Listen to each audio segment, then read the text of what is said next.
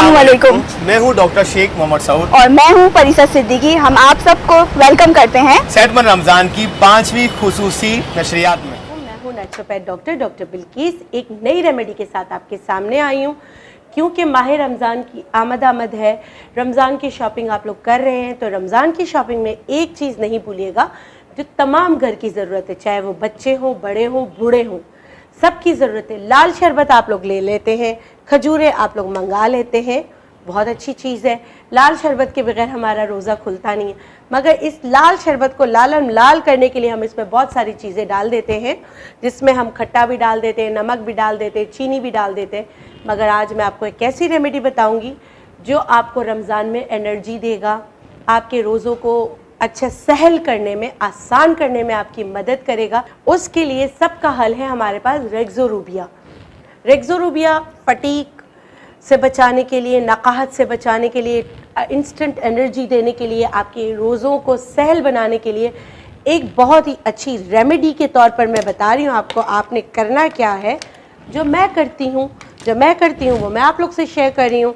आपने रेक्सोरूबिया के ग्रेन्यूल्स जो है, जब आप रोज़ा खोलने के वक्त आप शरबत बनाते हैं, जब शरबत तैयार किया आपने, इसमें आप चीनी डालते हो, है ना, चीनी डालते हो। आपको चीनी नहीं डालना, आपको रेक्सोरूबिया मिलाना है। क्योंकि फिर क्या होगा, रेक्सोरूबिया से आपको एनर्जी मिलेगी, आपको ताकत मिलेगी, आपकी हड्डियों को ताकत मिलेगी, आपको आपकी ब्रेन को ताकत मिलेगी। तो आपने क्या किया, रेक्सोरूबिया के ग्रेन्यूल्स अपने लाल शरबत में डाला, क्योंकि लाल शरबत तो आपने छोड़ना नहीं है। तो आपने 3 से 4 चम्मच भर के, ये पूरी फैमिली के लिए हो गया, इस ग्रेन्यूल्स को इसमें हल करें और एनर्जी का ख़जाना जो है उसका इस्तेमाल करें, ताकि आपकी रमज़ान जो है वो सहल हो, आपका रमज़ान अच्छा गुजरेगा, एनर्जी पूरी मिलेगी, कैल्शियम, मिनरल्स, विटामिन्स, ये सारे आपको इसके सोर्स मिलेगी और आप बहुत बेहतर फील करेंगे। जी नाज़रीन हज़रात, आप सबका बहुत बहुत शुक्रिया कि आपने जो है वो हमें इतने मैसेजेस करे और हमें इतने मैसेजेस जो है वो रिसीव हुए, और आप सबका प्यार देख के जो है वो हम लोग बहुत ज़्यादा खुश हुए कि आप लोगों को जो है वो हमारी जो नशरियात है सेहतमंद रमज़ान की आप लोगों को कितनी पसंद आई। तो आप सबका जो है बहुत बहुत शुक्रिया। तो इसकी खुशी में जो है वो मैं आपके लिए लाई हूँ कि आप लोगों से जो है वो मैं आपसे 2 सवाल पूछूंगी, उसका आपको जवाब देना है। उस जवाब दे और कमेंट सेक्शन में जो है वो आपको हमारी जो यूट्यूब चैनल है डॉक्टर शेख मोहम्मद सऊद में, वहाँ पे आपको जो है वो कमेंट करना है। जिसका पहले कमेंट आएगा हम उसको जो है, और बिल्कुल सही आएगा तो हम जो है वो उसको गिफ्ट हैम्पर देंगे उनके एड्रेस में, ठीक है। और वो पहला सवाल ये है कि आपको जो है, जो हमारे जो फर्स्ट ट्रांसमिशन में, जो फर्स्ट नशरियात जो हमारी हुई थी सेहतमंद रमज़ान में, उसमें जो है वो कौन से गेस्ट आए थे और उनका ताल्लुक़ जो है वो कौन से इदारे से था, वो आप मुझे बताइएगा कमेंट सेक्शन में। और दूसरा सवाल जो है वो मैं आपको इसी जो नशरियात से जो है वो करूँगी, सही है। तो उसके लिए जो है वो आप इंतज़ार फरमाइए। जज़ाकल्लाह। जी नाज़रीन हज़रात, अब हम बढ़ते हैं अपने नेक्स्ट सेगमेंट के जानिब, जो कि हमारे गेस्ट के साथ होता है। जी तो नाज़रीन, आज जो हमारे गेस्ट हैं, ये होम्योपैथिक की दुनिया में एक बहुत बड़ा नाम है। सिर्फ पाकिस्तान के अंदर ही नहीं बल्कि पूरी दुनिया के अंदर होम्योपैथ जो हैं वो इनको जानते हैं। ये उन चंद होम्योपैथ डॉक्टर्स में से हैं जिन्होंने पूरी दुनिया का जो है वो विजिट किया है, पूरी दुनिया जो है वो देखी है, होम्योपैथी के मुख्तलिफ इदारे देखे हैं। FPCCI के स्टैंडिंग कमेटी के ये डिप्टी कन्वीनर हैं of alternative medicine. Sindh health care commission में ये बतौर ट्रेनर जो है वो काम कर रहे हैं। इसके साथ साथ ये एक्स मेंबर हैं of national council for homeopathy. जी हाँ, मेरी मुराद है CEO Hahnemann books and pharmacy doctor Mohammad Tayyab साहब आज के हमारे गेस्ट हैं, और उनका जो है वो इंटरव्यू लेंगे मेरी को होस्ट जिनका नाम है परिसा सिद्दीकी। तो आए चलते हैं हमारे गेस्ट सेगमेंट की जानिब। मुल्की और गैर मुल्की होम्योपैथिक अद्वियात और कुतुब की ख़रीदारी के हवाले से एक मोतबर नाम हैनीमैन बुक्स एंड फार्मेसी। अब आपकी सहूलत के लिए अद्वियात की होम डिलीवरी का भी इंतज़ाम है, तो रब्ता करें 0321 8970 नज़द matric board office north Nazimabad. Hahnemann books and pharmacy, मयार और ख़िदमत की आला रिवायत, ज़ेरी निगरानी होम्योपैथिक डॉक्टर मोहम्मद तैयब। अस्सलाम वालेकुम सर, कैसे हैं आप? वालेकुम सब ठीक है? और आपके रोज़े कैसे चल रहे हैं? जी, बहुत अच्छे गुजर रहे और सर आपका बहुत बहुत शुक्रिया कि आपने जो है वो हमारे इस प्रोग्राम में अपनी शिरकत को हाज़िरी बनाई, और हम बहुत शुक्रगुजार हैं कि आपने जो है वो कीमती वक्त जो है वो हमारा अपना निकाला। आपका भी शुक्रिया कि आपने ये मौका फराहम किया। थैंक यू और सर। मैं देख रहा हूँ आपके बहुत अच्छे प्रोग्राम चल रहे हैं माशाल्लाह। Thank you sir. अच्छा सर, मुझे ये बताइएगा कि होम्योपैथिक पाकिस्तान में पूरी दुनिया में मौजूद है ना, तो मेरा सवाल ये है कि ये कहाँ का स्टैंड कर रही है, पाकिस्तान में कौन से ऐसे इदारे हैं जो कि इसको देख रहे हैं होम्योपैथी को? जी, बहुत अच्छा आपने सवाल पूछा है, और यकीनन इससे आपके व्यूवर्स जो हैं उनको, जो लोग होम्योपैथी के बारे में जानना चाहते हैं, उनकी नॉलेज में इससे इजाफा होगा। होम्योपैथी जैसा आपके इल्म में है कि इसका आगाज़ जर्मनी से हुआ, और फिर जैसे हैनेमन साहब फ्रांस चले गए, और उसके बाद सारी दुनिया में होम्योपैथी तरीक़ा इलाज शुरू हुआ। लेकिन बाद में जो होम्योपैथी इस वक्त सारी दुनिया में होम्योपैथिक तरीक़ा इलाज राइज है, लेकिन ज़्यादा इस वक्त जो है इंडिया में, जर्मनी में, इंग्लैंड में, अमेरिका में भी इसका, और एजुकेशन सिस्टम भी इंग्लैंड में भी है इसका मौजूद है, और बांग्लादेश, पाकिस्तान और भारत में स्पेशली बहुत ज़्यादा इस पर काम हुआ है, बेल्जियम में, टर्की में। और मुझे भी ये मौका मिला कि मैं टर्की भी कॉन्फ्रेंस में मैंने शिरकत की, जर्मनी में शोबे के इन्विटेशन पे मैं वहाँ गया। और लेकिन जिस तरह पाकिस्तान में होम्योपैथी को एक वो मुकाम नहीं मिल सका जो उसको मिलना चाहिए था, और इंडिया में अलबत्ता ये सूरत हाल बेहतर है। जैसे इस वक्त हम एक सिचुएशन से गुज़र रहे हैं कोविड की, तो कोविड के सिलसिले में भी इंडिया में आपने देखा होगा कि होम्योपैथी के हवाले से बहुत काम हुआ। वहाँ पर बाकायदा एक मिनिस्ट्री है जो कि आयुष के नाम से, जो कि यानी एक हेल्थ मिनिस्ट्री अलग है, और एक जो अल्टरनेटिव तरीके इलाज हैं उनके बारे में एक अलग मिनिस्ट्री है। उसने बाकायदा कोविड के हवाले से पूरी रिसर्च की, फिर एक एडवाइज़री जारी की जिसमें होम्योपैथिक मेडिसिन के हवाले से वहाँ पर हॉस्पिटल्स में भी इस्तेमाल कराई गई। यही काम हमारी नेशनल काउंसिल ने और हमारी मुख्तलिफ़ तंजीमों ने यहाँ पर भी किया, और हुकूमत की तवज्जो इस तरफ दिलाई, लेकिन हम इसमें इतना कामयाब नहीं हो सके। अपने तौर पर तो होम्योपैथिक डॉक्टर्स ने जो प्राइवेटली क्लिनिक कर रहे हैं, मुख्तलिफ़ हॉस्पिटल्स में जो काम कर रहे हैं, उन्होंने इस पर काम किया और लोगों को इससे बहुत फ़ायदा पहुंचा। लेकिन जो एक हुकूमती सतह पर एक लोगों तक इसका वो पहुंचना चाहिए था, वो नहीं पहुंचा। दूसरी बात आपने कही कि कौन से इदारे, हमारे यहाँ जो 3 इदारे इस वक्त मौजूद हैं जो कि होम्योपैथिक के जो मुख्तलिफ़ शोबे हैं उनको कंट्रोल करते हैं। पहला तो है नेशनल काउंसिल फॉर होम्योपैथी। ये एक मिनिस्ट्री के अंडर में काम करता है, और इस इदारे का मकसद ये है कि ये होम्योपैथिक की जो एजुकेशन है, कॉलेजेस हैं, उनके कंट्रोल करना, उनको इजाज़त देना और उनको मेयारात को चेक करना, और उसके बाद जो 4 साल का, जैसे कि आपके इल्म में है, डिप्लोमा कोर्स होता है, उसके बाद उन तलबा को कि जो कि इससे फ़ारिग होते हैं, कंप्लीट करते हैं, उसका एक प्रोसेस है। उसके बाद इनकी एक ट्रेनिंग होती है 6 मंथ की। वो कंप्लीट करने के बाद नेशनल काउंसिल उनको रजिस्ट्रेशन जारी करता है, जिस रजिस्ट्रेशन के तहत वो होम्योपैथिक प्रैक्टिस कर सकते हैं। सही। और फिर उसका एक प्रोसेस है कि वो 4 साल के लिए रजिस्ट्रेशन होता है, फिर उसका रिन्यूअल का सिलसिला होता है। तो नेशनल काउंसिल का तो काम जो एजुकेशन सिस्टम है उसको कंट्रोल करना है।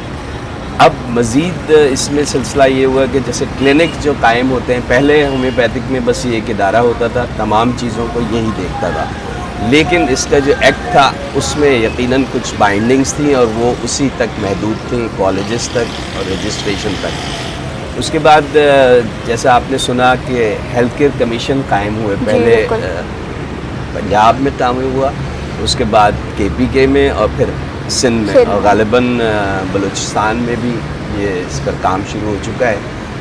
इस सिंध हेल्थ केयर कमीशन का मकसद ये है कि जो होम्योपैथिक क्लिनिक्स हैं उनको एक मेयार के तहत चलाया जाए, اور ان کے ایک اسٹینڈرڈ بنائے گئے ہیں, اور میں نے اس پر کام کیا, ہماری تنظیم نے بھی, اور مختلف تنظیموں نے اور اسٹیک ہولڈرز نے ان کے ساتھ مشاورت کے ساتھ ایک منیمم سروس ڈیلیوری اسٹینڈرڈز تیار کیا.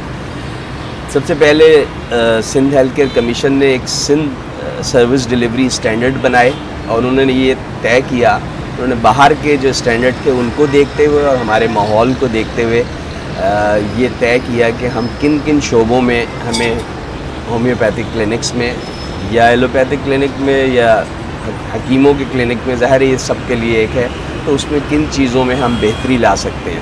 تو اس میں پھر ہماری مشاورت کے ساتھ ایک منیمم سروس ڈیلیوری اسٹینڈرڈ تیار ہوئے, اور الحمدللہ وہ مکمل ہو گئے, اور اس کے بعد سندھ گورنمنٹ سے 2019 میں وہ اپروو ہو گئے.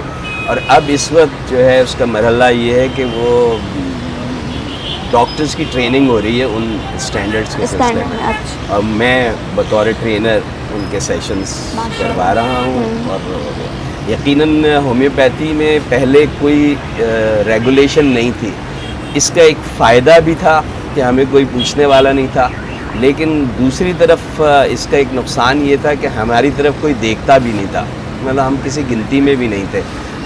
ریگولیشن آنے سے یہ ہوا کہ اب جتنے ہومیوپیتھک کلینک ہیں, جتنے ہومیوپیتھک پریکٹیشنر ہیں, ان کا ڈیٹا سندھ گورنمنٹ کے پاس, پنجاب گورنمنٹ کے پاس, کے پی کے گورنمنٹ کے پاس موجود ہے. آئندہ جو بھی, جیسے کہ آپ کے علم میں ہے کہ ابھی فی الحال یعنی حکومت ہومیوپیتھی کو کسی گنتی میں نہیں لیتی, کوئی بھی ان کے جو ہیلتھ کا بجٹ ہوتا ہے آپ کو ذرا سا بھی دینے کے لیے تیار نہیں ہے. کچھ چیزیں ہوتی بھی ہیں تو وہ پیپر پہ ہوتی ہیں اور وہ عملاً اس کا اتنا زیادہ نظر نہیں آتا.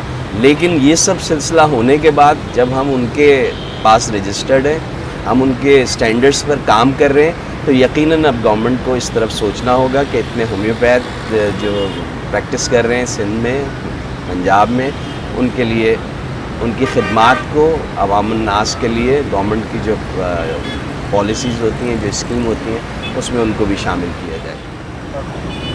سر آپ نے جو ہے وہ میرے سوال کو بہت اچھے سے جو ہے وہ آپ نے بیان کیا. ہمارے ناظرین حضرات کو بھی امید کرتی ہوں کہ بہت اچھے سے سمجھ آیا ہوگا, اور بہت ہی ڈیٹیل میں سر آپ نے بتایا ہے, تو تھینک یو سو مچ. اچھا سر, دوسرا سوال میرا یہ تھا کہ آپ کا جو ادارہ ہے جس سے آپ بہت مانے جاتے ہیں, اور تو جیسے ہینیمن بکس اینڈ فارمیسی کا, تو اس کی بنیاد جو ہے وہ آپ نے کیسے رکھی, ٹھیک ہے, اپنے ہمارے ویورز کو آپ بتائیے گا. اور اسی کے ساتھ ساتھ ایک اور سوال یہ ہے کہ اس کا نام آپ نے ہینیمن کیوں رکھا تھا, یہ بھی پلیز بتائیے گا. ضرور, بہت ہی اچھا آپ نے سوال کیا, اور یقیناً یہ مجھے ماضی کی طرف لے جائے گا.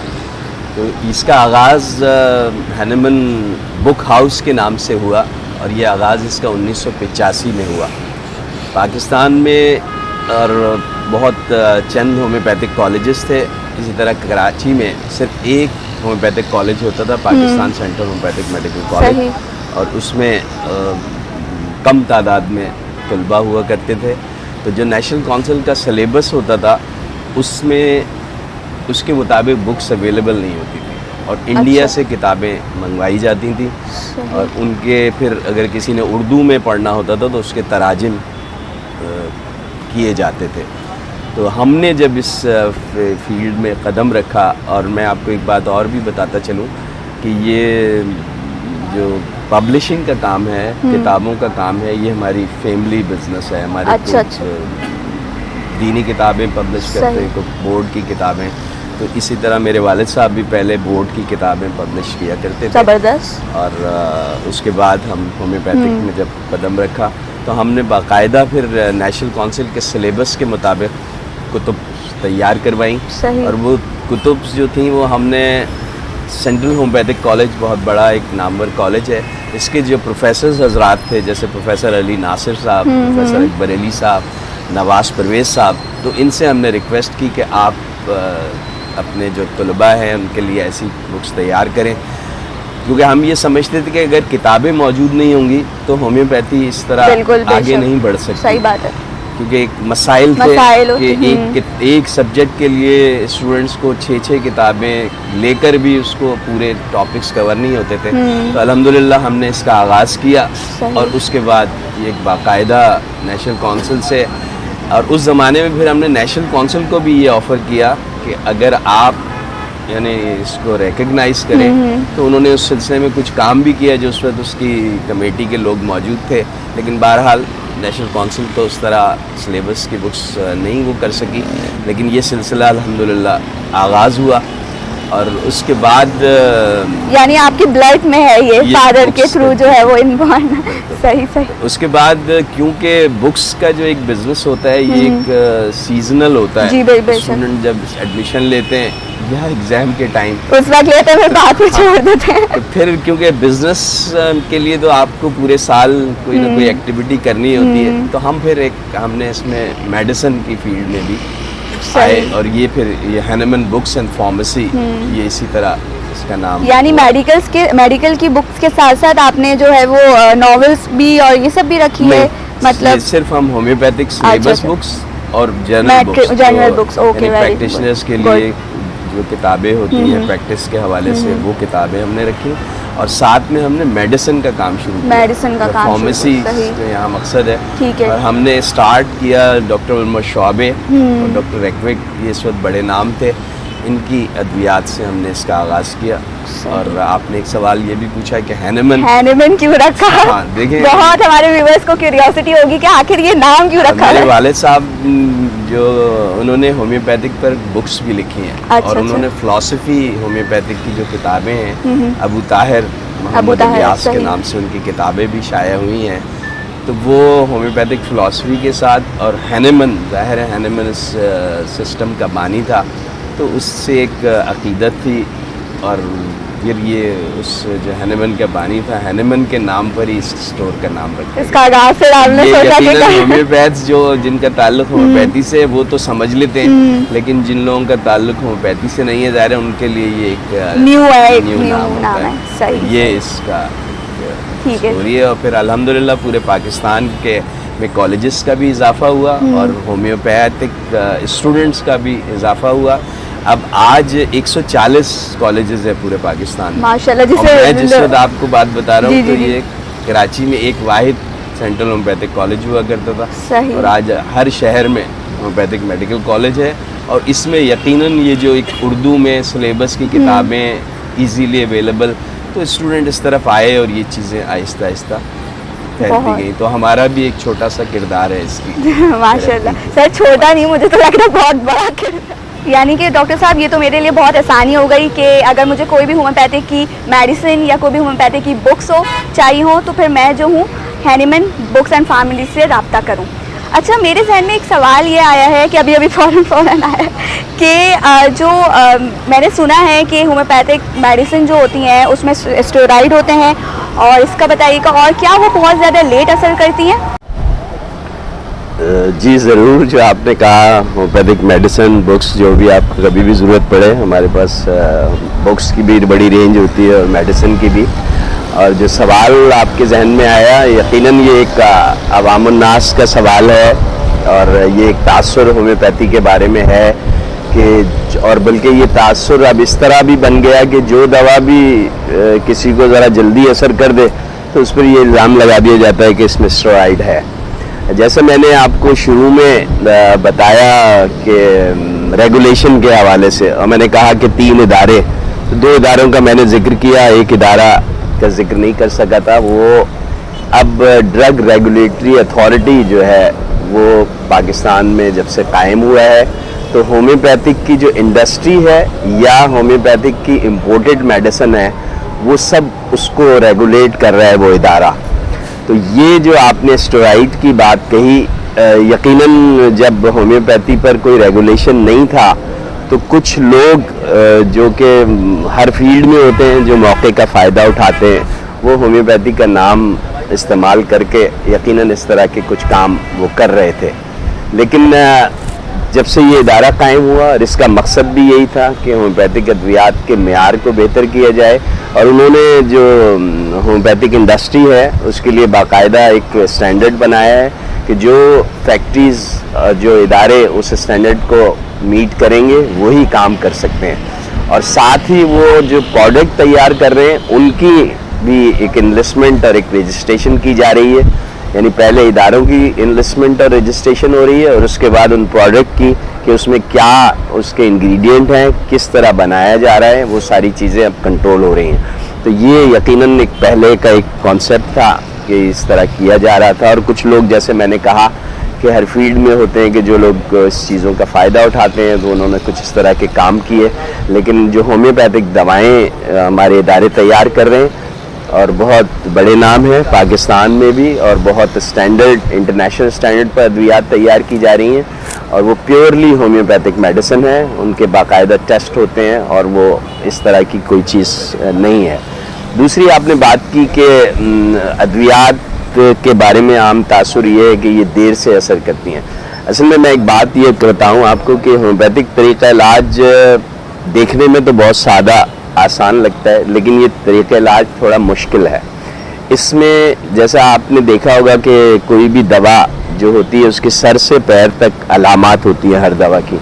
تو ڈاکٹر کے لیے ایک مشکل کام ہوتا ہے کہ ایک ریمیڈی کسی بھی اس کی علامات کے اوپر, بعض دفعہ مریض ہی اپنی علامات صحیح نہیں دیتا, کچھ علامات دے دیتا ہے, کوئی مینٹل سمٹم کوئی فزیکل سمٹم نہیں دیتا اس طرح کی جو مین ہوتی ہے. تو وہ دوائی کے سلیکشن اگر صحیح نہیں ہوگا تو وہ دوا ظاہر ہے فوری کام نہیں کرے گی. لیکن اگر پراپر جیسے ہومیوپیتھی کا ایک طریقہ ہے ریپٹرائزیشن کا یا اس ریمیڈی سلیکشن کا, اس کے مطابق ادویہ جو اس کو دی جائیں, اس پہ سلیکٹ کی جائے ریمیڈی, تو وہ فوری طور پر اثر کرتی ہے. یعنی ایک ڈوز کے بعد ہی اس کا افیکٹ سامنے آ جاتا ہے.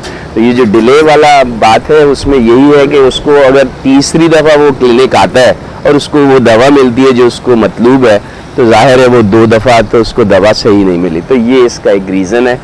دوا بالکل فوری کام کرتی ہے اگر صحیح دوا کا سلیکشن کیا جائے. جی ناظرین حضرات, اب یہ جو ہمارا شو ہے وہ اختتام کو پہنچتا ہے. امید کرتی ہوں آپ کو یہ شو پروڈکٹیو لگا ہوگا اور آپ نے بہت کچھ سیکھا ہوگا.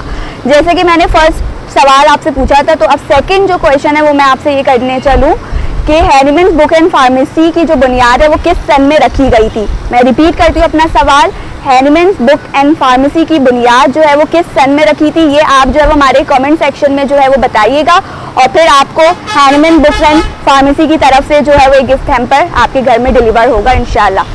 ٹل ناؤ, اللہ حافظ. Presented by Summit 10, supporting partner Hanneman Bookstore and Pharmacy, Lanning Laboratories and Park Online Shopping.